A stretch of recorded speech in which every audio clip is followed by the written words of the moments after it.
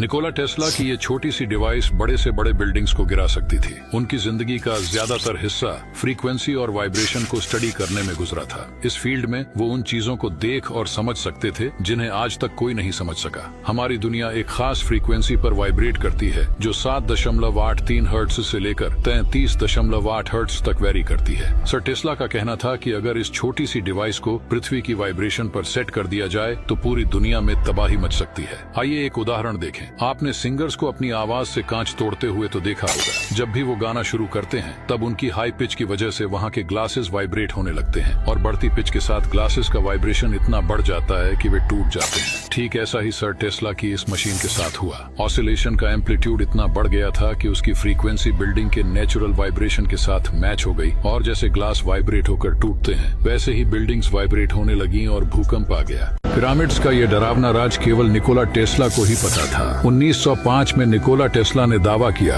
कि Giza pyramid सिर्फ राजा की कब्र नहीं बल्कि इलेक्ट्रिसिटी जनरेट करने वाली मशीन थी। टेस्ला की रिसर्च में यह पाया गया कि मिस्र के पिरामिड्स का डिजाइन पृथ्वी की नेचुरल वाइब्रेशन और हाइड्रोजन गैस से एनर्जी क्रिएट कर सकता था जिसे वायरलेसली आसपास के इलाके में भेजा जा सकता था। बाद में इन पिरामिड्स पर रिसर्च की गई जहाँ क्वार्ट्ज से बने ग्रेनाइट चैम्बर्स मिले जो वाइब्रेशन से इलेक्ट्रिसिटी जनरेट कर सकते थे। यही नहीं, 2018 में वैज्ञानिकों ने पाया कि पिरामिड खास रेडियो वेव्स पर रेजोनेंस यानी कंपन करता है जिससे थोड़ी मात्रा में इलेक्ट्रिसिटी जनरेट की जा सकती थी। और टेस्ला ने भी इसी टेक्नोलॉजी पर अपना वायरलेस एनर्जी ट्रांसफर टावर बनाया था। लेकिन कहा जाता है कि इलेक्ट्रिसिटी खंभे बनाने वाली बड़ी कंपनियों ने इसे नष्ट करवा दिया ताकि दुनिया में वायरलेस इलेक्ट्रिसिटी का इन्वेंशन न हो सके। आपको क्या लगता है, क्या गीजा पिरामिड असल में पावर प्लांट था? इस मछली का दिखना मानो दुनिया का अंत। दरअसल यह जो आप सुंदर सी मछली देख रहे हैं इसे ओवरफिश कहते हैं, जिसे विज्ञान जगत में डूम्सडे फिश भी कहा जाता है क्योंकि जहाँ जहाँ ये दिखती है वहाँ तबाही आती है। और रिसेंटली अब इसे मेक्सिको के समुद्र तट पर देखा गया। और जापानी लोक कथाओं के मुताबिक ओवरफिश की मौजूदगी भूकंप और सुनामी का संकेत होती है। 2011 में जापान में विनाशकारी सुनामी से पहले भी कई ओवरफिश देखी गई थी और अब ये फिर से सामने आई है। तो क्या दुनिया में एक और भयंकर भूकंप या तबाही आने वाली है? आखिर समुद्र की गहराई में ऐसा क्या खतरनाक चल रहा है जिसके चलते ये डीप सी फिश अपना घर छोड़कर भाग रही है? नासा और वैज्ञानिक कहते हैं कि ओवरफिश की गहराइयों से सतह पर आने की वजह पानी के नीचे की हलचल हो सकती है। तो क्या सच में धरती के नीचे कुछ भयानक हो रहा है? आपको क्या लगता है, क्या यह किसी बड़े भूकंप का संकेत है या फिर कुछ बेहद खतरनाक? 1896 में टेस्ला ने गलती से एक अर्थक्वेक जनरेटर बना डाला था जिसका साइज इतना छोटा था